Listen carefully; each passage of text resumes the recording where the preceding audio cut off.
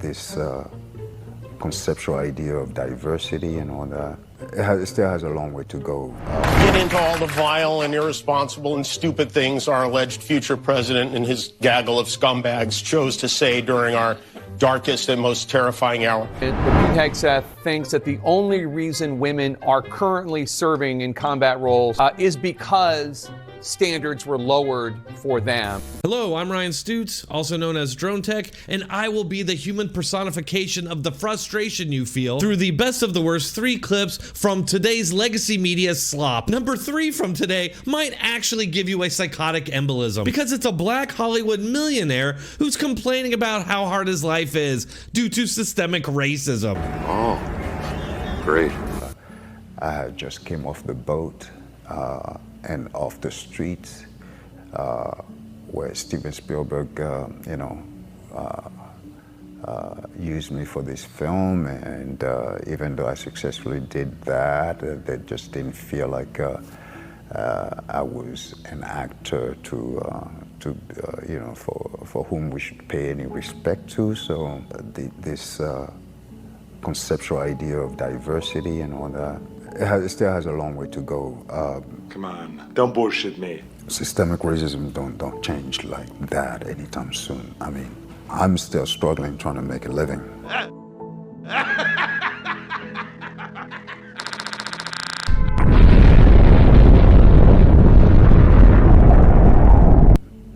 After 30 years in this business? After, let's speak, 30 years, let's say maybe the first 10 years was really trying to, sort of acclimate myself to the industry. And establish yourself. And establish myself. I've been in this business and making films now over 2 decades, and still, with 2 Oscar nominations, been in many big blockbuster films, and yet I'm still struggling financially to make a living. I'm definitely underpaid. Well, why don't you cry about it? Good God! This is your brain on woke left-wing ideology. Just listen to how full of crap this guy is. Jaimin Hansu came to America in 1990 and immediately got big jobs with the biggest people in the music industry at the time, like Janet Jackson, Paula Abdul, and Tina Turner. He even got roles in TV as soon as he got to America in 1990, appearing in Beverly Hills 90210, ER, Alias, and one of my all-time favorites, Stargate. It just goes on and on from there, with him getting tons of work over the years, resulting in a net worth of around $4 million. So if he's having money problems, it's much more likely due to factors such as living outside of his means and blaming all of his shortcomings on white people. Oh, you're right. And when you're right, you're right. And you're always right. Also from CNN, number 2, Jake Tapper melts down over Pete Hegseth's successful confirmation hearing and pretends that he's wrong about the military lowering standards for women. Having watched the hearing, I just wonder if you could clarify something for me. Am I correct? No.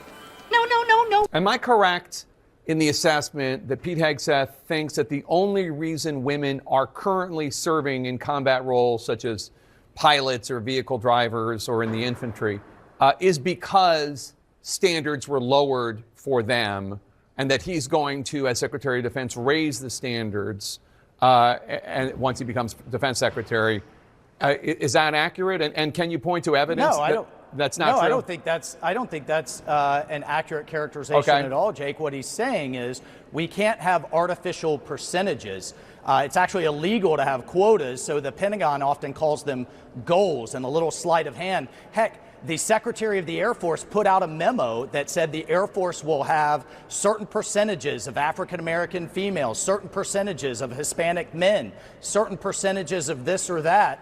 But yet we have a pilot shortage of thousands and thousands of pilots. What Pete's saying is we need the best of the best. And there's actually no evidence. Take a submarine crew that is more diverse, less diverse, this percentage, that percentage, that is therefore more lethal. That's what there's no evidence of.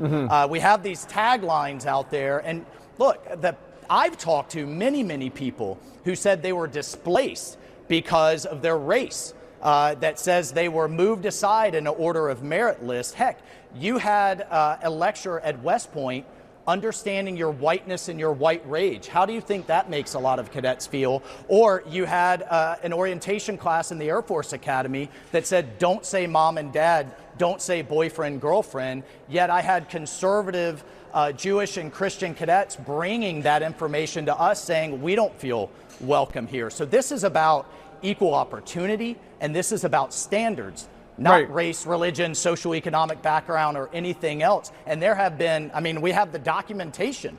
There have been efforts under these DEI programs to move us in the wrong direction. Right, but that's what he's speaking to. But does he think that the only reason that women are serving in combat roles is because standards have been lowered? No, he's saying that the standards are the standards, and whether you're male, female, black, white, brown, or anything else, you need to hit the standard. Right. Now, there has been an argument, different standards for different jobs. It's probably a different physical standard to be a cyber warrior than it is to be a U.S. Army Ranger.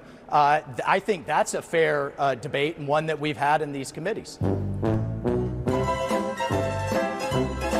Bizarre. Why is Jake Tapper, who's currently being sued for defamation, by the way, falsely claiming that the military isn't lowering standards for women? Yes, in 2023, the Army did pull back from lowering standards between men and women, but the Defensive Authorization Bill passed in December of 2022 did call for those standards to be lowered. The Marines, on the other hand, have implemented those policies and lowered standards for women, which is just completely insane and opposed by many for obvious reasons. And just so we're clear, I'm not saying that women shouldn't be in the military and even in some combat roles. For example, I do think women could be snipers or fighter combat pilots. But for Tapper to sit there and pretend like it's not happening, it's just a straight up lie on his part. And that brings us to number one, the best, worst clip of the day. Jimmy Kimmel pretends to cry again, then blames racism for legitimate criticism of LA public officials. And tonight, I don't want to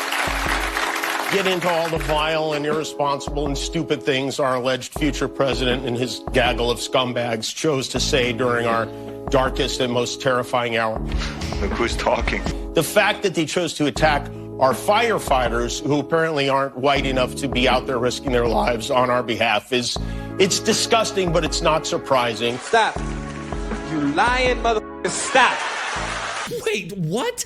Jimmy Kimmel spends literally every waking moment blaming Republicans for everything wrong in the world. But the moment Democrats face some accountability for their failures, he blames racism. Of course. Why not? When did Trump or anyone criticize the LA firefighters for not being white? This one was invented by a writer. And the LA Fire Department is legitimately being criticized for strange things like all three fire chiefs being overweight lesbians named Christina. How is that even statistically possible? They didn't clear decades-old underbrush that's nothing but fire tinder. They didn't have enough water in the Palisades, which is a documented fact. And besides being warned by Donald Trump himself about this very thing happening, one of the lesbian Christinas warned Mayor Bass that they weren't prepared for a fire like this. Do you agree? Disagree? Either way, let me know in the comments, and if you're still here, you might as well hit that like button and subscribe. I do post on a regular basis, so keep checking back for more. Thanks a lot.